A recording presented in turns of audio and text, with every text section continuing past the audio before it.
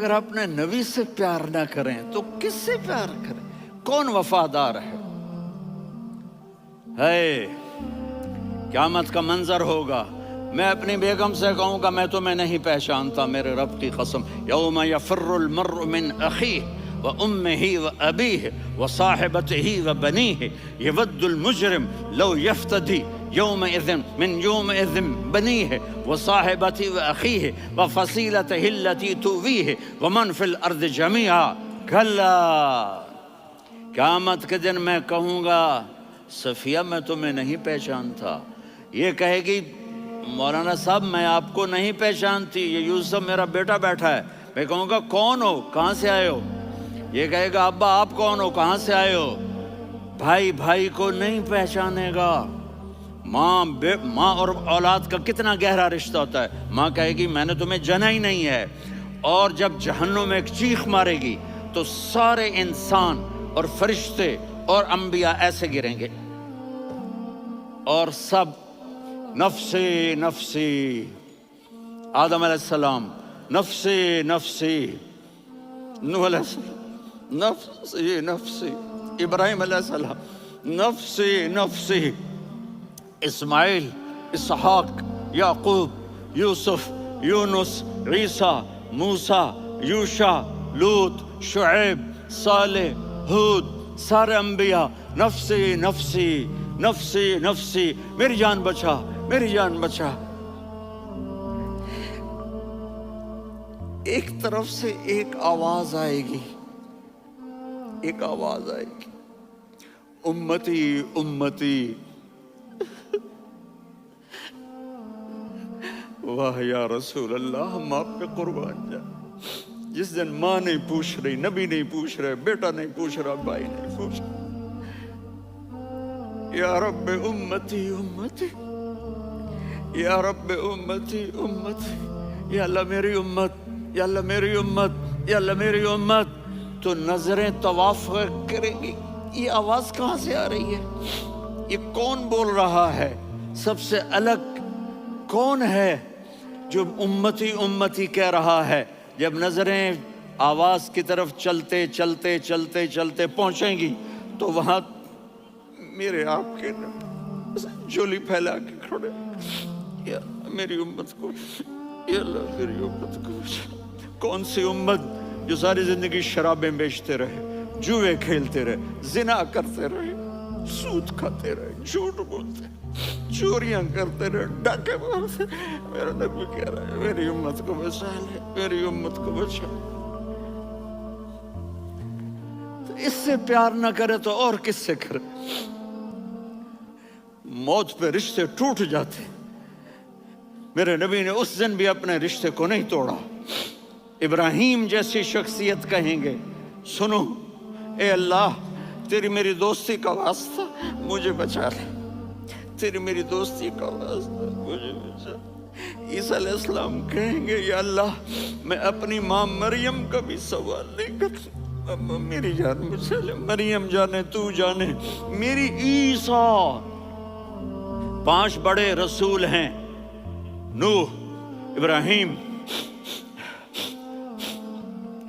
موسیٰ، عیسیٰ، محمد صلی اللہ علیہ الصلوات والتسلیمات۔ عیسیٰ علیہ السلام کہیں گے یا اللہ میں اپنی ماں مریم کا بھی سوال نہیں کرتا، میری جان بچا۔ اور میرا نبی کہے گا یا اللہ میری امت کو بچا لے۔ کون سی امت جنہوں نے ساری زندگی اس کا مذاق اڑایا؟ میرا نبی کہتا دفع ہو جاؤ، دور ہو جاؤ میری نظروں سے، تم نے میری نسل کو قتل کیا، تم نے میرے گھرانے کو اجاڑ دیا۔ سب کو بلا یہ نہیں کہیں گے یا اللہ میری امت کے نیکوں کو بچا لے، میری امت کے متقی، میری امت کی رابعہ بصری، جنید بغدادی کو بچا، نہیں یا اللہ ساری امت کو میری جھولی میں ڈال دے، ساری امت کو میری جھولی میں ڈال دے۔ یہاں اللہ کہے گا وَلَسَوْفَ يُعْطِيكَ رَبُّكَ فَتَرْضَىٰ۔ معافی چاہتا ہوں میں جذباتی ہو گیا ہوں۔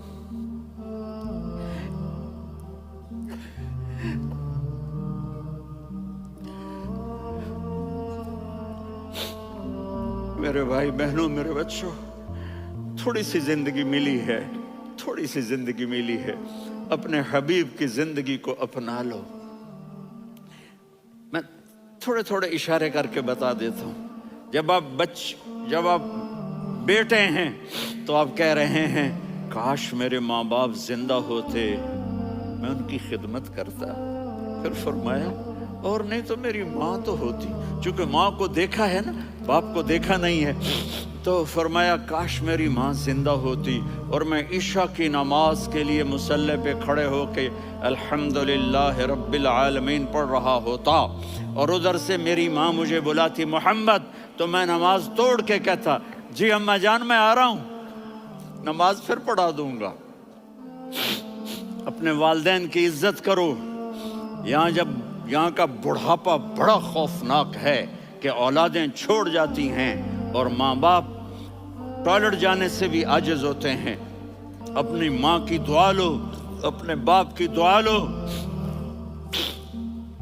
میرے نبی نے فرمایا ہاں عمر میرے بعد ایک آدمی آئے گا، اس کا نام ہوگا اویس، اور وہ کرن کی شاخ سے ہوگا۔ ہو گیا ٹائم؟ اچھا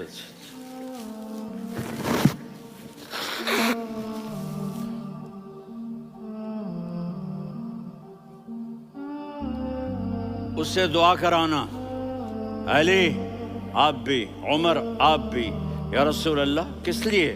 کہ اس نے ماں کی ایسی خدمت کی ہے کہ جب ہاتھ اٹھاتا ہے اللہ اس کے ہاتھ خالی نہیں لوٹاتا۔ حضرت عمر رضی اللہ تعالی عنہ نے حج کے موسم پر سارے حاجی کھڑے کر لیے، کہا بھائی یمن والے کھڑے رہو باقی بیٹھ جاؤ، تو بیٹھ گئے۔ پھر فرمایا کہ یمن والے بیٹھ جاؤ، قرن والے کھڑے رہ جاؤ، تو ایک آدمی کھڑا رہا، کہا تم قرنی ہو؟ کہا جی ہاں۔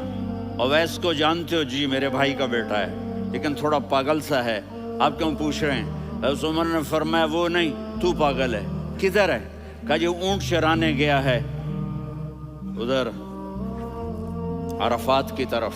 تو آپ نے حضرت علی کو ساتھ لیا اور دوڑ لگائی سواری پر۔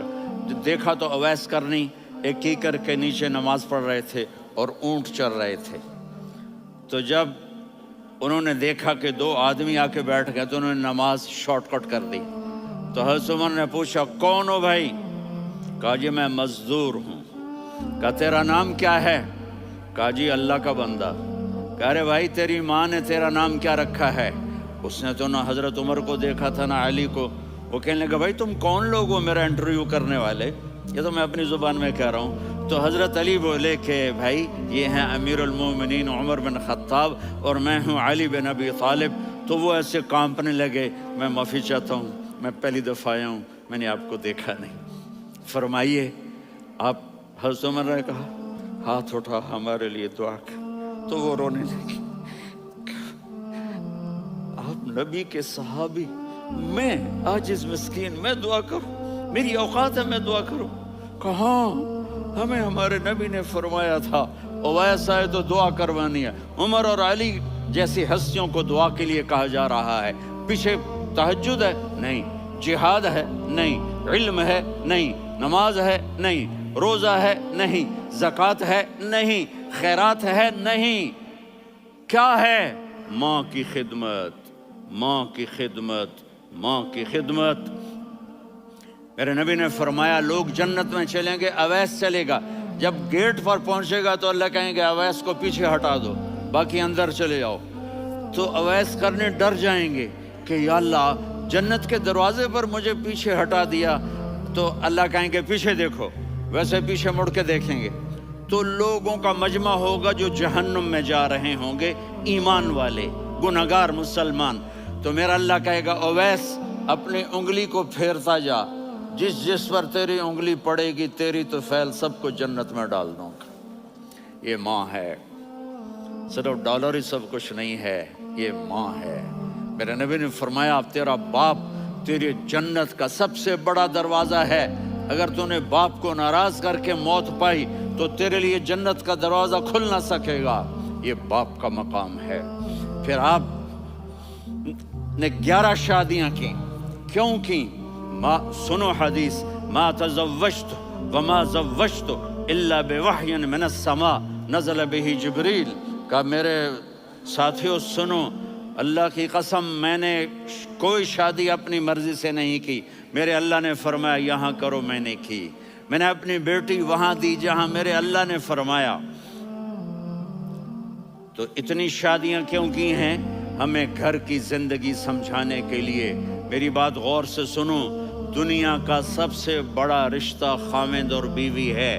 سب سے مقدس رشتہ ماں باپ ہے، لیکن سب سے بڑا رشتہ خاوند اور بیوی ہے. جب یہ ٹوٹ جاتا ہے تو پوری نسل برباد ہو جاتی ہے. اس لیے آپ نے زندگی گزار کے دکھائی. آپ گھر میں جھاڑو دے رہے ہیں، آپ آٹا گوندھ رہے ہیں، آپ حضرت عائشہ کو لقمے بنا کے کھلا رہے ہیں، اور حضرت عائشہ کی دلداری کے لیے فرما رہے ہیں عائشہ سننا حدیث طبرانی کی، عائشہ انہو لیہون علی الموت ان اریتکی زوجتی فی الجنہ. عائشہ مجھے جب سے پتا چلا ہے نا کہ تو جنت میں میری بیوی ہے تو مجھے تو مرنے کا شوق لگ گیا ہے. اللہ کی قسم ہمیں سکھانے کے لیے تھا. جس نے اللہ کو دیکھ لیا ہو اسے عورت کی کیا خواہش رہ جاتی ہے. یہ ہمیں سکھانے کے لیے تھا کہ سب سے زیادہ عزت بیوی اپنے خاوند کو دے، خاوند اپنی بیوی کو دے. ہن لباس لکم وانتم لباس لہن، تمہاری بیوی تمہارا لباس ہے. اور اللہ بیوی سے کہتا تیرا خاوند تیرا لباس ہے. آپ نے 11 گھروں کو کس طرح آباد کیا، کس محبت سے کیا کہ 2 مہینے چولہا نہیں جلتا اور کسی کی زبان پر شکایت نہیں. یہ حسن سلوک، یہ محبت. حضرت عائشہ کی عمر تھوڑی تھی، جہاد کے سفر سے واپسی ہو رہی تو آپ نے صحابہ سے کہا بھی چلے جاؤ سارے آگے چلے گئے تو صرف آپ دونوں رہ گئے. تو آپ نے کہا عائشہ دوڑ لگائیں. سبحان اللہ. حضرت اما عائشہ نے نہیں کہا، میرے نے عائشہ دوڑ لگائیں. کہا لگائیں. تو کہنے لگے ہمیں دوڑ لگائی. تو کہنے لگے میں آگے نکل گئی، آپ پیچھے رہ گئے. چند سال گزرے تو پھر ہم جہاد کے سفر سے آ رہے تھے تو آپ نے کہا صحابہ سے جاؤ بھی چلے جاؤ آگے. وہ غائب ہو گئے. پھر آپ نے کہا عائشہ دوڑ لگائیں. تو میں نے کہا جی لگائیں. کون دنوں ذرا میں موٹی ہو گئی تھی، تو جب دوڑ لگی تو میرے نبی آگے نکل گئے، میں پیچھے رہ گئی. تو ہم نے کہا ہاذہ بتلکا، عائشہ تو میں اب برابر ہو گئے. ایک دوڑ تم نے جیتی، ایک دوڑ میں نے جیتی. یہ ہمیں گھر کی زندگی سکھانے کے لیے تھا کہ گھر میں بیوی کے ساتھ کیسا ہونا چاہیے. اور عورتوں کے لیے کہا اگر میری شریعت میں سجدہ ہوتا تو میں بیوی سے کہتا اپنے خاوند کو سجدہ کرے، تاکہ ایک نسل تیار ہو. بیلنس زندگی گزارو. میں نے کل بھی کہا تھا، آج بھی کہہ رہا ہوں، امبیلنس لائف ہماری اولاد کو تباہ کر رہی ہے. میرے پاس پرسوں 30-40 لوگ آ گئے. وہ یہاں جو ایک سلمہ صاحبہ ہیں، سلمہ ہی نام ہے نا، سلمہ زاہد.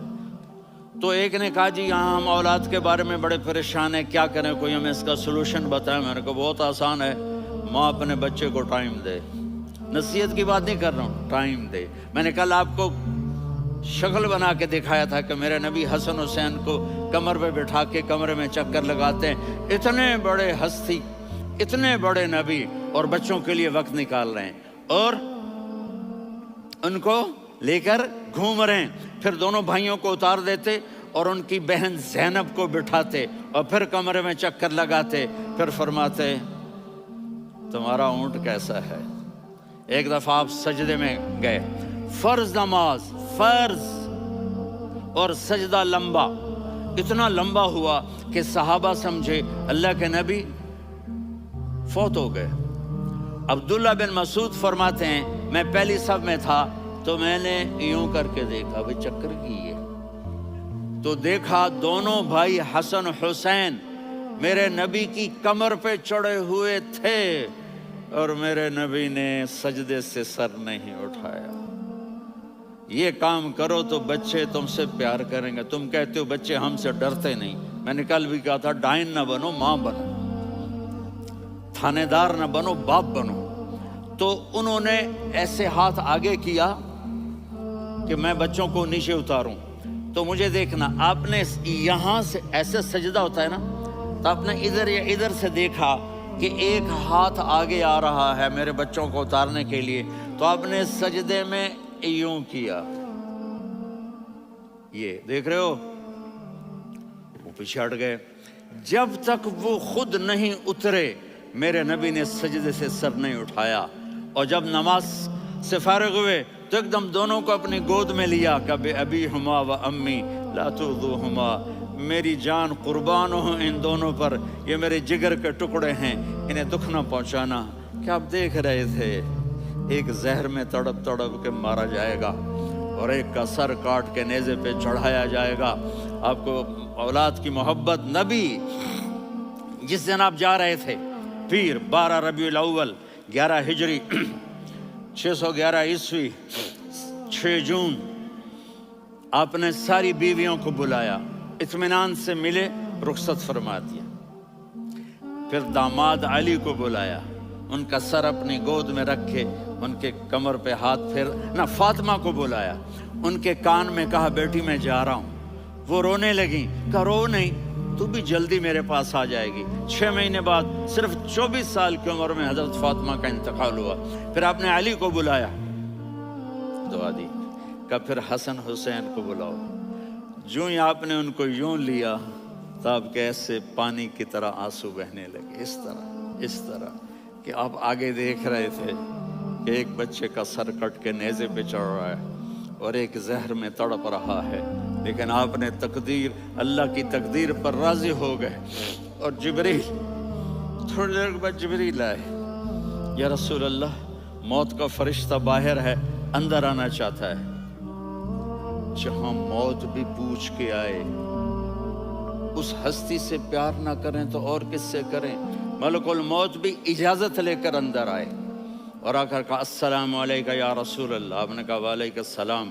کہا یا رسول اللہ آپ پہلی ہستی ہیں جنہیں میں سلام کر رہا ہوں، میں نے نبیوں کی جانیں نکالی، نیکوں کی، کسی کو سلام نہیں کیا، آپ پہلے ہیں جنہیں میں سلام کر رہا ہوں۔ یا رسول اللہ آپ پہلے ہیں جنہیں آپ کے رب نے کہا کہ میرے نبی سے پوچھ کے اندر جانا، بغیر پوچھے نہ جانا۔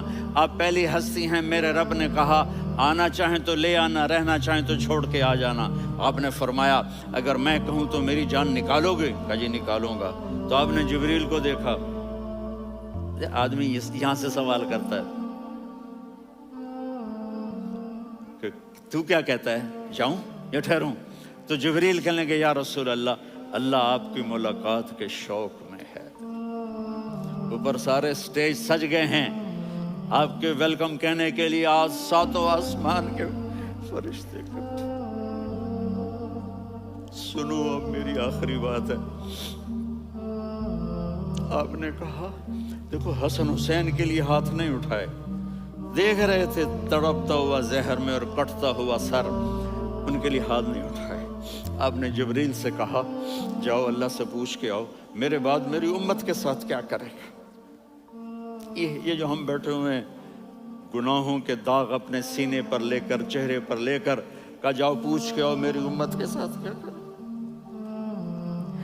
ملک الموت وہیں کھڑا رہا، جبریل واپس گئے اور وہاں سے پیغام آیا کہ میرے محبوب ہم آپ کی امت کو تنہا نہیں چھوڑیں گے، مجھے میرے رب کی عزت کی قسم، ادھر ٹائم بھی ختم ہو چکا ہے، میں آخری بات کر رہا ہوں، اگر اس وقت میرے نبی یہ اللہ کو نہ منواتے تو آج ہم بھی بندر خنزیر بن کے پھر رہے ہوتے۔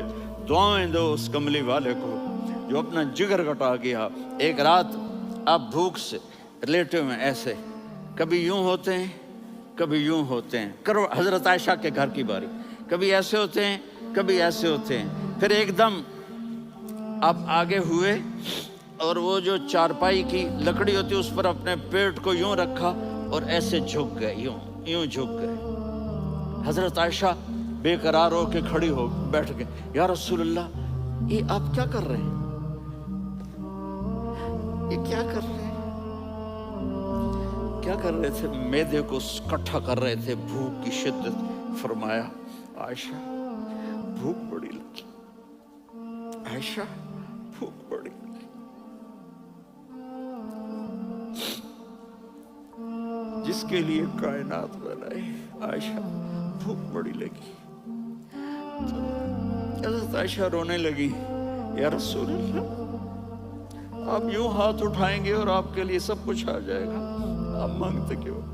کہا عائشہ مجھ سے پہلے میرے بھائی انبیاء اسی فاقے میں گئے، میں بھی اسی فاقے میں اپنے رب سے ملاقات کروں گا. میرے عزیزوں، میرے بچوں، نوجوان بیٹھے ہو، بچیاں بچے، اپنا آئیڈیل اپنے نبی کو بناؤ، اپنا آئیڈیل اپنے نبی کو بناؤ اور نبی والے اخلاق سیکھو، آپ کے گھر آباد ہو جائیں گے. برداشت کرنا سیکھو، معاف کرنا سیکھو. اب آپ کینیڈین ہو یا جہاں سے بھی ہو، اس پاسپورٹ کی عزت کرو، یہاں کے قانون کا احترام کرو، یہاں وائلیشن نہ کرو، جھوٹ نہ بولو، کسی کو دھوکہ نہ دو. یہاں کی لڑکیوں سے اس لیے شادی نہ کرو کہ میرے پیپر بن جائیں، قیامت کے دن کالے منہ کے ساتھ اٹھائے جاؤ گے. اور جو حکومت تمہارے لیے قانون بناتی ہے اس کو فالو کرو. ٹیکس کی چوری مت کرو، یہ گورنمنٹ تم پر لگاتی ہے، ہماری حکومتیں تو لگاتی نہیں ہیں، لیکن یہ حکومت تو تم پہ لگاتی ہے. تو اللہ کے واسطے چور نہ بنو. ٹیکس کی چوری بہت بڑی چوری ہے کہ سب آپ کے کاموں کے لیے استعمال ہوتا ہے. تو یہاں کے قانون کو اوروں سے زیادہ اچھی طرح فالو کرو. دوسرا، یہاں غیر مسلم رہتے ہیں، سب کو عزت دو، سب کو عزت دو، ان کی خوشی میں ان کو مبارک دو.